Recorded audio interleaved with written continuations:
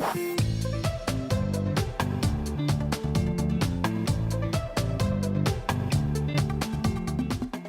everyone.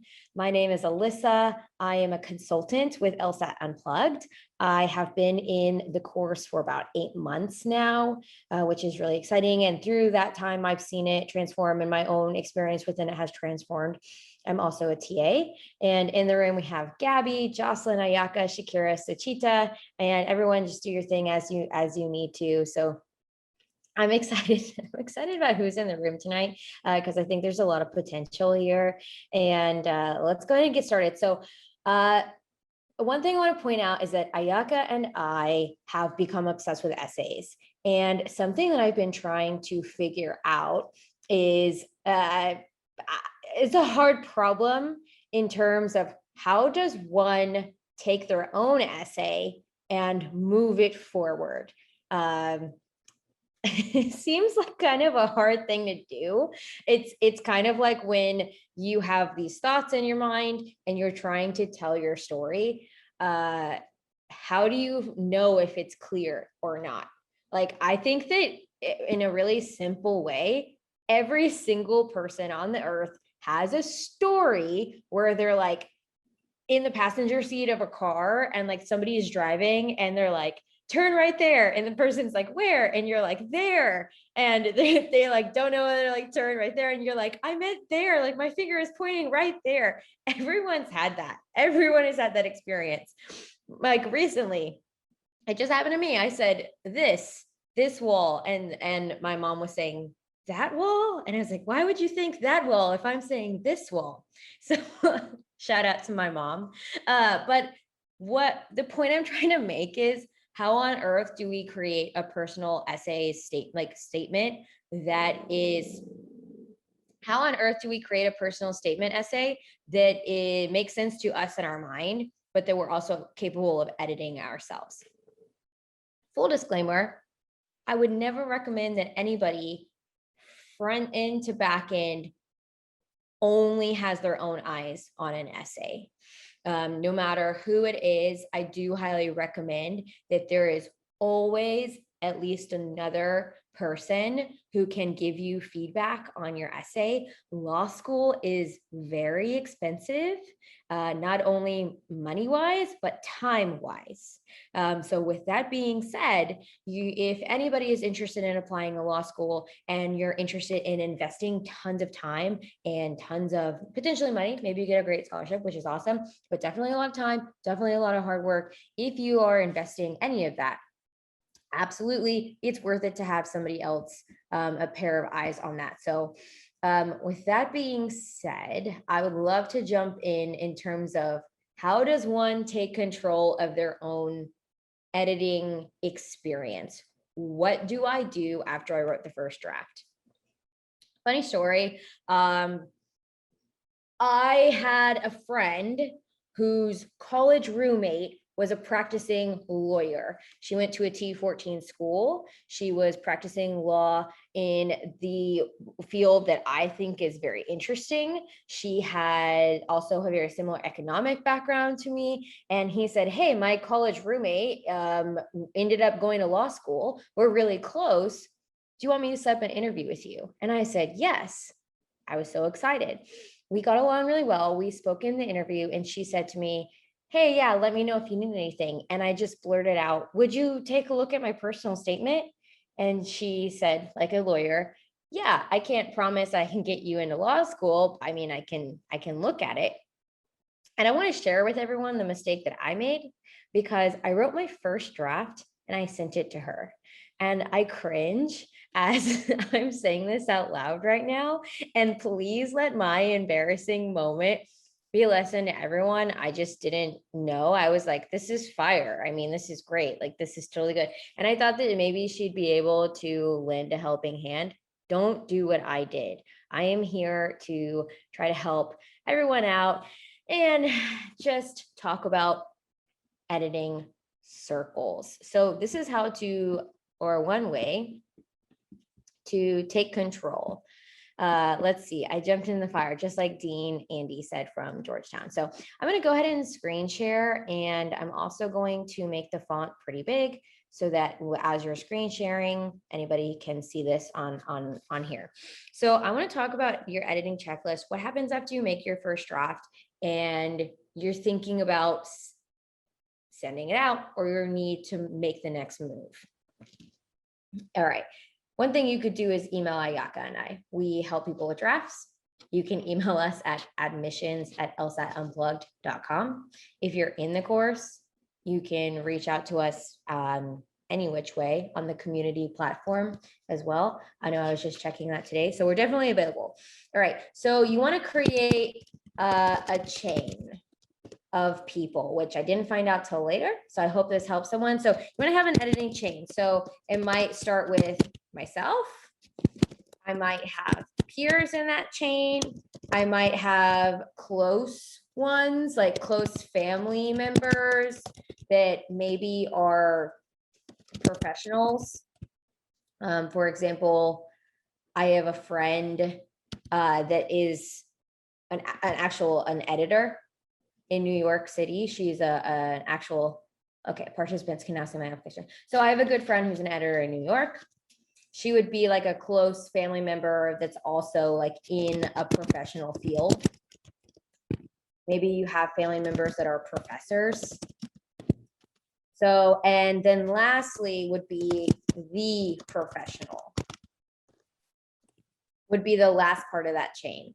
So this is going to go through a series of different people and different chains so that you can actually build who sees what when, and you can actually create a much more efficient way of editing. So don't do what I did. So you would go through yourself, and I hope that I'm going to give everyone some plans tonight on questions to ask yourself to get your draft stronger before it ever sees another set of eyes. Every single time you can make your draft stronger, every time that a draft is stronger, the next set of eyes and intention behind it, the next people that see it will be able to offer better feedback. I can almost guarantee it, because the feedback will be more pointed. The feedback will be more specific. So yourself, then peers. If you're in the LSAT Unplugged course, I would consider that peers, maybe even close family members in a professional field. If you don't have close family members in a professional field, it can be friends, anybody. Maybe it is someone like your old college roommate that is in editing, or someone that you've known along the way that's in a great field. And then the last one would be the professional. For example, that's probably when I should have sent in my draft. So this practicing lawyer who said, yeah, sure, I'll take a look at your personal statement. Can't guarantee anything. I could have sent it to her way later in the stage than I did. I just got excited. So I'm going to go ahead and check the chat. Oh, great. Awesome. So I'm going to go ahead and get us started with questions that you can ask yourself.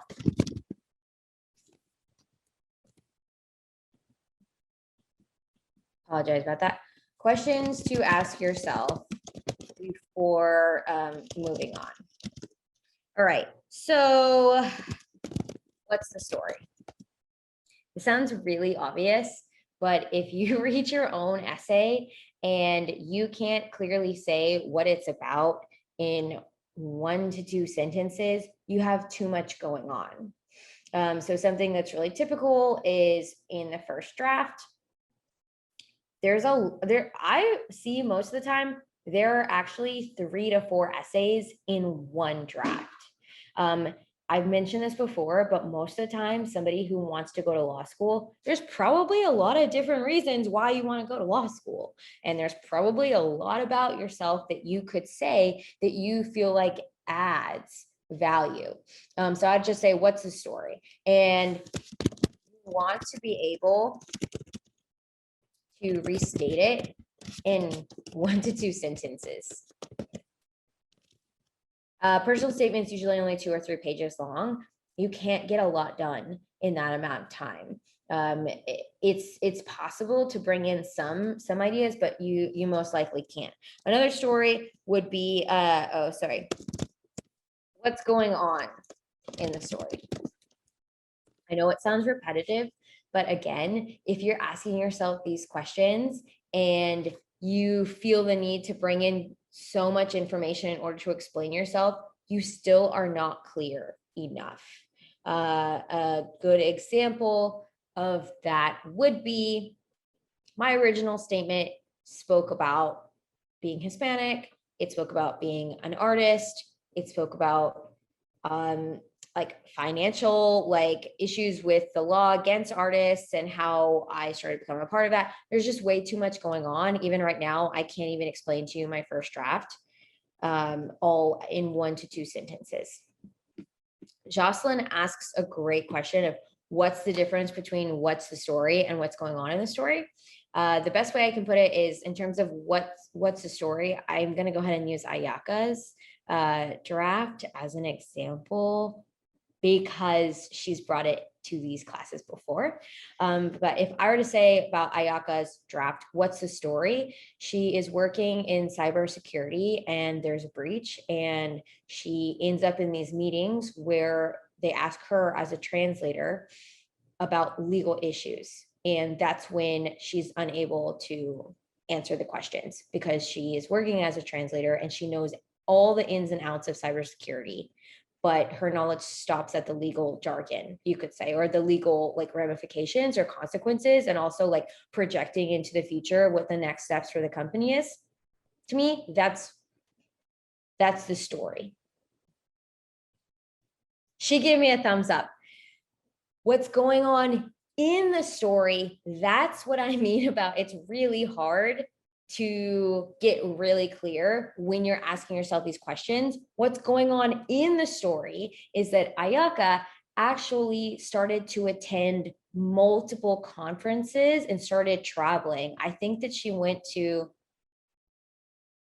10. I said 10 and she put her hands up.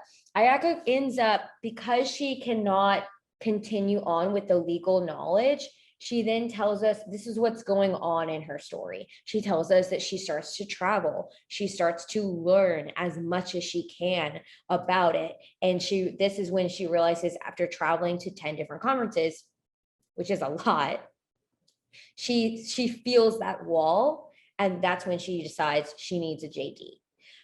So for me, that's the difference between what's the story and what's going on in the story. And if it sounds repetitive, it will feel repetitive. But if you can articulate that within your essay, I know Shakira's in the room and please feel free to like jump in. But I remember just the first few sentences of the last draft that we were talking about, you had mentioned being a teacher and there was a change that happened within your school's program and you had to make a change. Correct me if I'm wrong. To me, that's the story. There is a change. You're a teacher. There's a change. You're talking about how you navigated that change. Then what's going on in the story, that would be the nitty-gritty of how you navigated that change. So what's going on in the story, there should be, a few examples of how you did something or in the story. So the reason that I'm so strongly landing this point of what's going on in the story versus what's the story is the going on part. This is very important because you need to show your attributes instead of tell. So for me, instead of saying I'm an extremely hard worker, I'm very detail oriented, I'm very creative, I end up telling a story of how I became injured as a college athlete. And I used the time off in my injury to learn about somatics. And somatics is the way that the body moves through space. So I started learning about physics and gravity and how to let your arm swing in terms of letting it work with momentum. So that tells a story of how I'm resilient and creative without me saying I'm resilient and creative. So that's why the what's going on part is so important. And Shakira affirmed me that is what happens, and the evidence. But these are questions that you should be asking yourself in terms of moving your essay forward and making sure that your essay is clear. It does need to be very clear. And so if you can answer these questions, you're on the right track. I'm going to go ahead and move on. And this is going to be nitty gritty.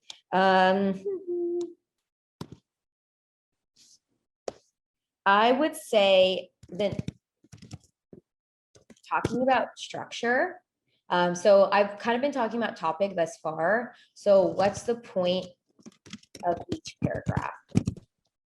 I'm getting almost reading comprehension in here. Sorry to be such a nerd about it, but what's the point of each paragraph? I've come across a few essays where a paragraph, maybe things try to jump around, where they're trying to be effective or make a stylistic choice, but it doesn't end up happening. Or have you ever heard someone tell a story about themselves? Something that happened at the market and it seems a little bit out of order. And you're like, why didn't you say that part first? Yeah, everyone's had that moment where something doesn't quite make sense. So if you ask yourself, what's the point of each paragraph? It might be to showcase resilience, or it might be to show how I'm interested in the program. It can be as simple as that. These are examples of how you could answer this. But something I really want to point out when you are trying to take a look at your own essay, to ask yourself if it's clear, is sometimes what's the point of each paragraph? It'll say to show how hard something was. And if the next paragraph is to show how hard something was, you don't need one of those paragraphs. This is another gap that are kind of hole that I've seen people fall into, is if you start answering the same reason for what's the point of each paragraph, or to show how I overcame something, you can take something out. That's a really easy way to see what's important and what's doesn't need to be said. So diving even deeper, what's the point of each paragraph? What's the point of this sentence? This is something that is kind of difficult to ask yourself, but I really encourage anyone who maybe is trying to elevate their essay, which I hope everyone is, there should be a point to every single sentence. And to follow up with that, can I say this point in less words? This is something that I ask myself all the time. I'm willing to bet that everyone in the Zoom room and everyone listening, there's been a time where maybe you introduce an idea in a sentence and then you build on it with the next sentence. And then after that sentence, you are still talking about that same point. I understand why that would be happening, because as a good writer, you want to create an introduction and then actually address it and then say what you want to just said. And a really great essay does do that. But I believe that there can be times where we're spinning too many sentences on one idea. Every single sentence, it's a really short essay. It's 2 pages long, roughly. So you want to ask yourself, what's the point of this sentence?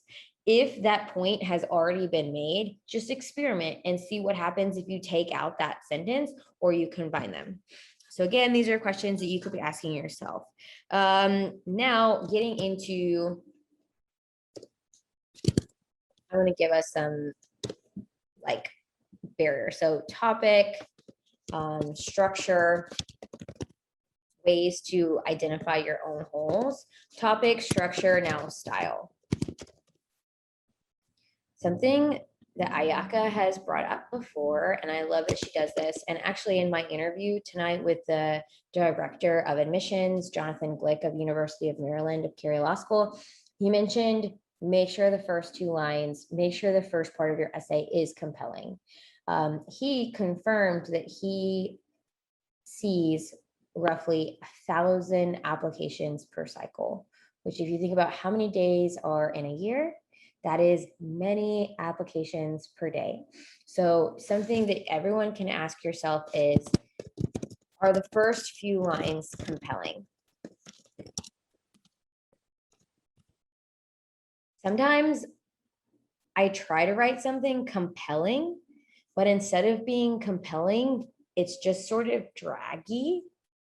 I'm trying to paint a picture, but the picture is coming to the reader too slowly. So is it genuinely compelling, or are you trying to be compelling? I know it's kind of hard to tell. Ayaka has her hand raised. I'm going to go ahead and say, what's up, Ayaka? Sorry, I kind of jumped the gun. And I know you kind of mentioned it right now, but can you kind of go a little bit deeper into the difference between a compelling opening and this hook that everyone is very concerned with in starting their essay? I'm trying to figure out how to answer this.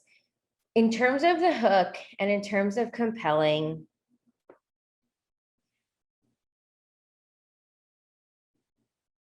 I think it's most important to be honest. Sometimes I've seen essays where the hook is extreme, or a little bit like the person is trying to make a point and so they exaggerate. I would say the first few lines of your essay, as well as just having a conversation with anyone, it can be very compelling and very engaging to speak with anyone without exaggerating. So sometimes there's a little bit of an exaggeration there, which can be off-putting because it just seems inauthentic. So are the first few lines compelling, but to also mention this hook, and Ayaka, in your question, and you can speak more on this, and I invite you to, I would say the hook take too long, or is it balanced with the rest of the story? Sometimes we try to paint a dramatic picture and compel the reader so much that we spend the first page trying to compel them, and we've ended up painting more of a picture of a sunset that dreadful day, instead of talking about ourselves. And you and I have had a lot of conversation around, what is compelling, what is too much, and really when it's too much, it's really off-putting. So we don't want to go there. And I think you've put it beautifully. I apologize, everyone, for this barking dog. And I think you're bringing me to my next point of, do the first few sentences make sense with the rest of the story?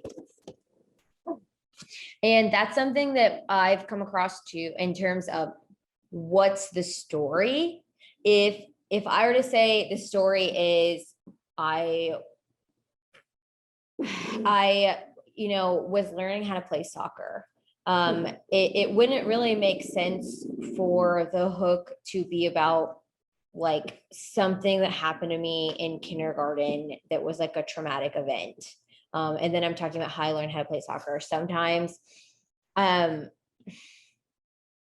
which brings me to the point also that your personal statement doesn't have to be about something intense. It can be, and that can showcase character and a good, strong, like moral character, but it doesn't have to. So something I would ask, I know I wrote a diversity statement that talked about the intersectionality of being queer and Hispanic, and the compassion that those experiences have afforded me. And I wrote a hook about telling my mom and coming out to my mom as gay on an airplane.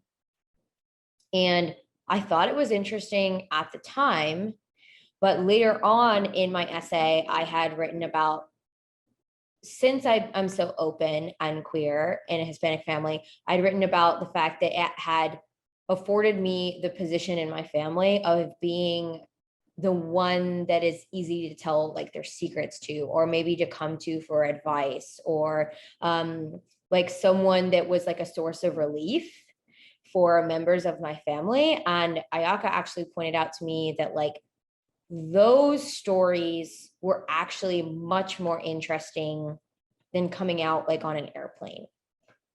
And that's what I really am trying to talk about when I this aspect right here. So it's through my own experiences that I've developed these questions that I could have asked myself and pushed myself into a better place in terms of my own essays. Because if I had asked myself, do the first few sentences make sense with the rest of the story? Does it really matter? Like, is it really impactful that it came out on an airplane, or is it really much more impactful talking about my role within family and my role as a partner and how I navigate difficult conversations, like as a queer woman? Like, that's all a lot more interesting. Ayaka brings up a really fantastic point that coming out story is absolutely interesting, which also brings me to the point of, I come across a lot of people who just want to write their essay and they want to write it fast. But Solomon, a TA and LSAT Unplugged, had an interview recently. I don't want to mislabel the school. I think it's with the University of Brooklyn Law. It's definitely Brooklyn Law. I'm getting a lot of nodded heads. And this the admissions officer brings up an absolutely lovely point of that when she was applying for law school, she wrote 4 essays that she felt like she could talk about something. And she circulated those 4 essays within her edit chain. Not her words, those are mine. And she asked everyone, which one's the best one?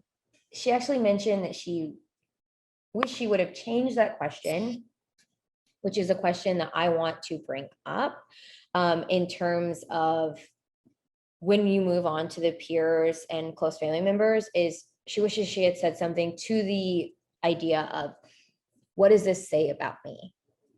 Or which one sounds most like me? So this is something that I really want to land in terms of close peers versus, like someone outside your circle, because there might be someone that that's a practicing lawyer that is a friend of a friend who you might say, can you take a look at this? They don't know you. So that's when you could guide them. Ayaka and I have been thinking about essays so much that we've come across a few people that they say that they give their essays to a practicing lawyer, someone in law school, a family friend, a cousin, anyone that they thought would be a good set of eyes. And a problem that we've seen is that those people hand back their essays and they go, yeah, it's really good. It's really hard to get someone that you don't interact with regularly or rigorously in an academic setting to really go there with you. So suggestion would be, with close peers, you could say, does this sound like me? Does this seem like me? Again, really close questions. The first one is just straight up voice. Do I talk like that? If someone says you don't really speak like that, I don't really hear you using that really big, strange word with a lot of syllables, is this what I sound like? And is this what I seem like? Does this, and you can also ask this to friends, but what does this say about me? Something that I come across in people, or they say, do I seem like egotistical, or do I seem like I'm assuming something? And if you ask someone, that's a really hard question to ask, because someone might say like, not really, I don't get it. But if you say, what does this say about me? I remember meeting with, so Chita has a beautiful personal statement. She's in the room tonight. And I remember reading the personal statement, and I had known her like for a while. We'd been studying together for a while. And when I read her personal statement, I was like, holy cow, this girl is smart. This girl is tough. And her personal statement showcases an example in her life where she did something hard that I just felt like that's not something that every person can do.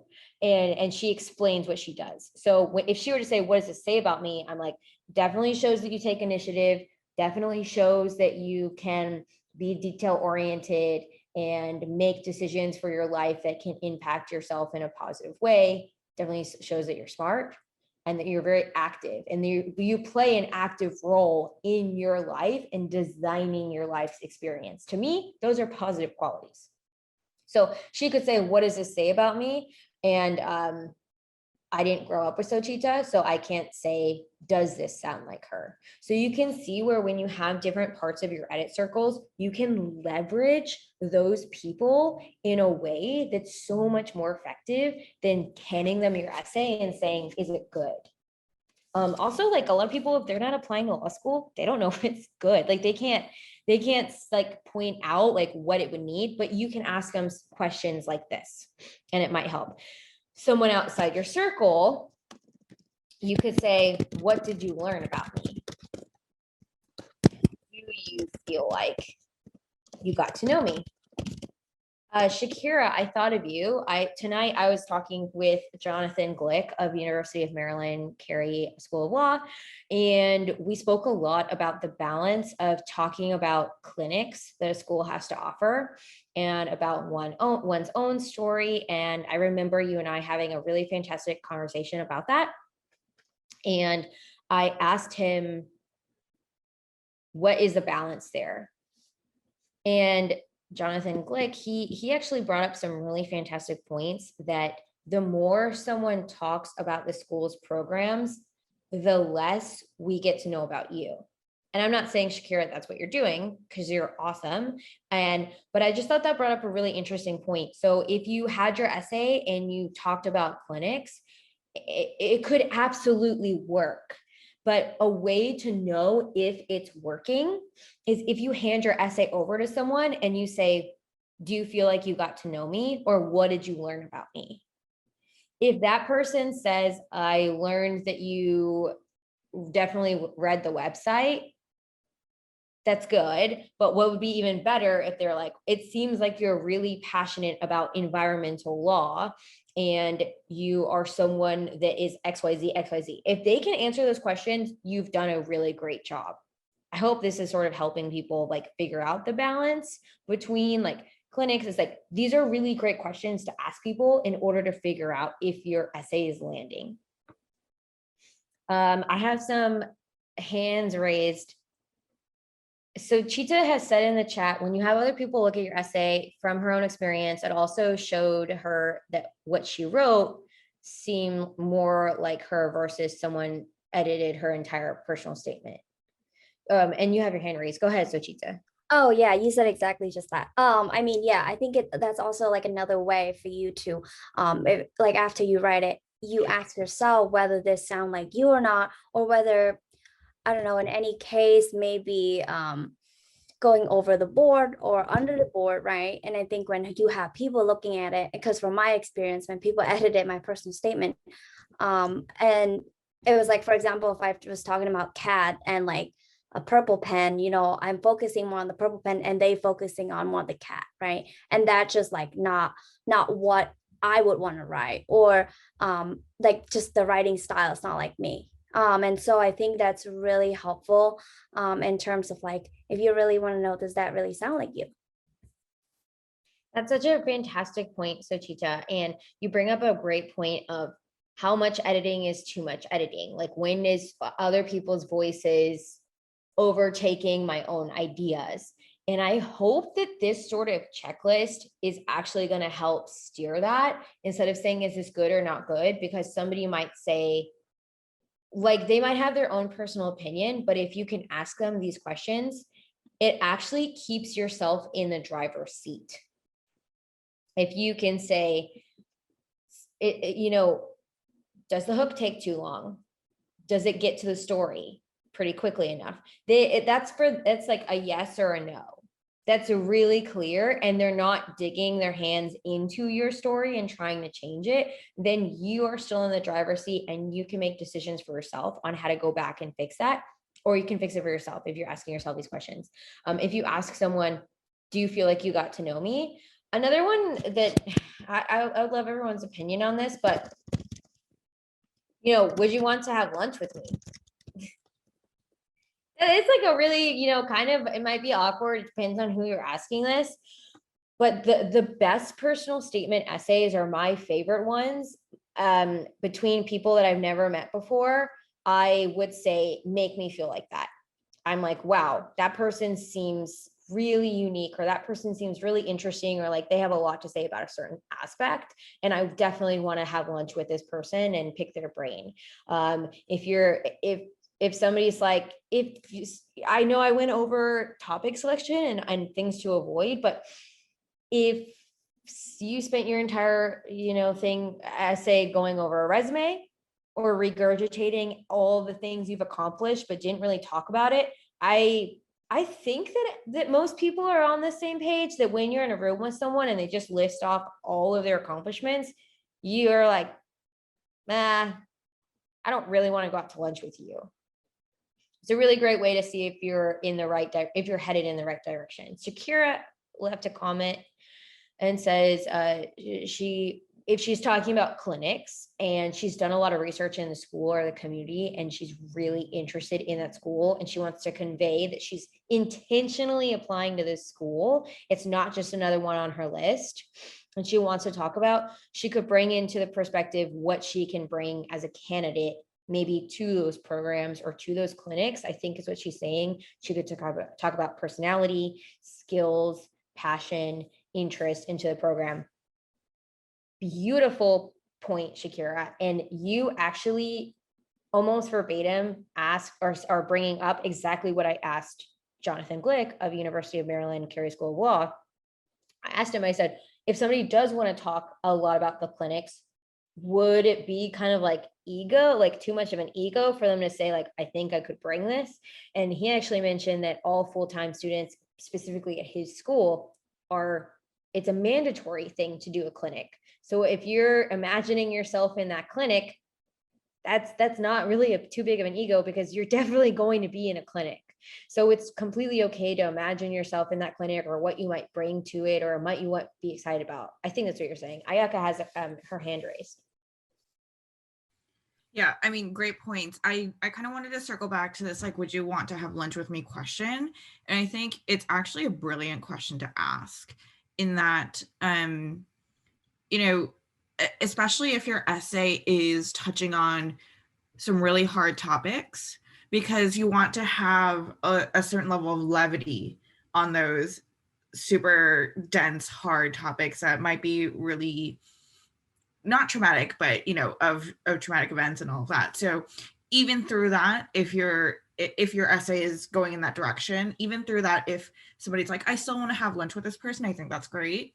It also helps you to kind of imagine, right, of the admissions officer, of, you don't know this person, you don't know their race, you don't know their age, you don't know their gender even. So, and you're not guaranteed to have any one person as your admissions person that's looking through your essay.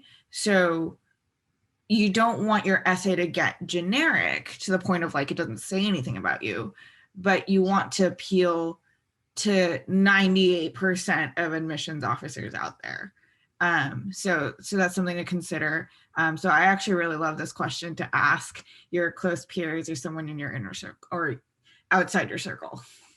Definitely. I love it. Like you could ask your close peers or your outside circle this. I think even your close peers, it's definitely something that could still fit in there. Maybe they know you and they talk to you all the time, but I know I've read people's essays in this room that I was like fangirling over you, and just like, whoa, this person's so cool. I can't believe I get to talk to them. And again, admissions officers are imagining you in the classroom. So something I'm going to ask. Jocelyn, I see your hands raised. Oh, Jocelyn, are you here? Yeah, actually, I'll just try to keep it to two things. But back to this kind of question of would you want to have lunch with me? I think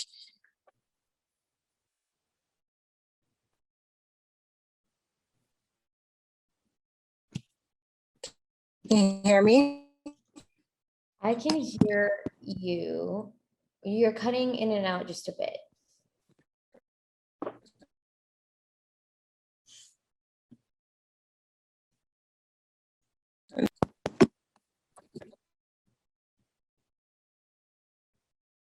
Visually, you're frozen as well. Let me see if I can. Okay, me now. I can hear you now. Let's see if this one works this time around. Oh, I think we just lost Jocelyn. All right. Well, I'm actually really excited to hear what Jocelyn will have to say. I'm going to go a few more questions to ask oneself. So this whole first page is questions to ask yourself. This is also fantastic because if you do ever work with an editor, or if you have someone else's eyes on it, if they ask you each of these questions, it's going to be a really productive process if you can answer them. So it's a great thing to have. Jocelyn, you're back and you look like you're ready to roll. So go ahead. Yeah, sorry about that. What I was gonna say is, I think someone put it in the chat about coffee before I was frozen, but yes, kind of going back to one of the first first thing that I presented on was like having a virtual coffee, right? So I guess in that sense, yes, those are the things that you that's like the exact same question that you should be asking yourself, because you know, an interview is almost like for like once you know they have send you an interest letter and they want to have an interview with you before you know determining whether to accept you, that's essentially a virtual coffee but without the coffee, right? So that is, I think, absolutely brilliant. And then the second thing is, I'm actually looking at how these questions and how things have been compartmentalized. I kind of thought about how would I like create like a I don't know if I would call it like a worksheet, but something maybe to go um with my essay to present to someone to get a feedback and evaluate, so that I can actually see like exactly, because something I've noticed just with having other people that don't know me like edit my work, they'll go in and they'll make comments and different things, and because I don't really know them, I don't necessarily, and it's not a bad thing, it's me having to kind of understand their thought process and why they're wanting to change something or why they're wanting to restate something, right? So that's, I think, part of the beauty of having someone outside your circle versus inside your circle that you know that's editing or giving you feedback. But I think it's important to kind of quantify and be able to compare, right? And I think that having like a document where folks can go through and circle or rate or you know utilizing these questions, I think would be absolutely phenomenal. So I just wanted to throw that in there. Jocelyn, my cheeks hurt. I'm smiling so big because you are landing on exactly what I was hoping to talk about tonight in terms of productively engaging in who you hand your essay to. And you are bringing up the exact sort of like plot hole I've seen in terms of like somebody has given me their essay and they say, and I've never met them before, and they say, let me know what you think. And there will be like 5 different stories within the essay. And I can actually see a trail because it's a Google Doc. I can actually see a trail of everybody's comments that have seen that essay before me, and they are pulling the essay in different directions. And by the time it gets to me, the essay has been pulled in every person's opinion before it got to me. And that's it. You are bringing up exactly why I wanted to talk about these guided questions tonight, because it keeps yourself in the driver's seat. And it also keeps everybody else who's maybe not going through the exact law school application process you're going through, it puts them into asking them questions in a way that you can go back to the drawing board. So you are bringing up the most brilliant point. I hope that people take this document and they take these questions. This first page definitely is questions you could ask yourself, but you could absolutely create a format for any of this. You could say, you could ask someone, what's the point of each paragraph? I'm most likely never going to give my mom my essay for feedback, because she'll probably say it's great because she's my mom. But that's not a question somebody like my mom would want to answer. Like, what's the point of each paragraph? She's like, seriously? Like, so maybe you pick and choose who you ask what. But you could straight up ask someone, what's going on here? And if they write back to you and they can say, this is what's going on here, you are on the right track. You want someone to be able to reiterate to you what's going on instead of telling you this is what's most interesting to me. You might also say, what's the most, interesting part?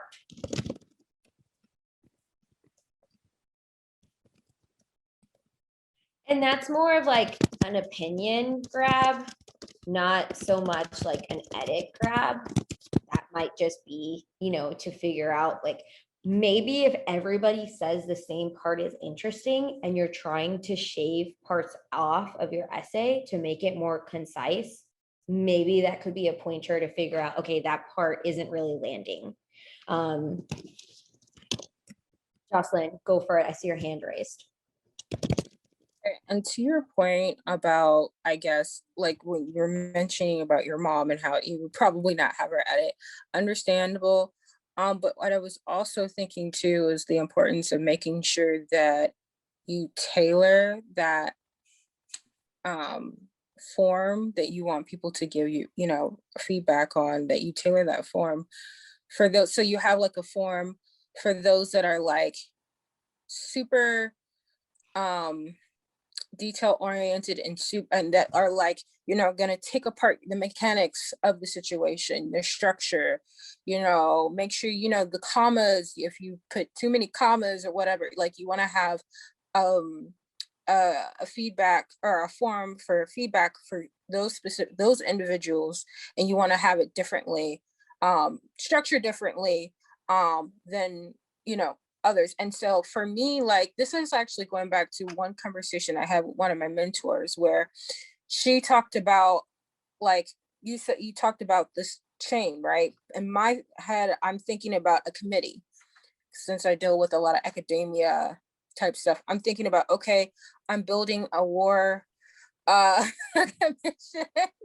I'm building a strategic team. I'm building a committee, and I'm assigning each person that I'm having a part of this chain, right? With I want them to handle specific areas, have specific tasks. So I think that that's like super important, and hopefully, and it helps people. But yeah, that's what I was thinking.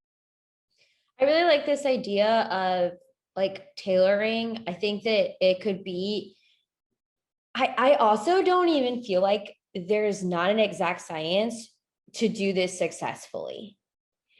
And that's what excites me about these ideas that we're talking about, is that if you ask someone, what's the story? And that's all you ask them, I think that could be really beneficial. And so there doesn't have to be an exact science. There doesn't have to be a perfect way to combine any of these questions.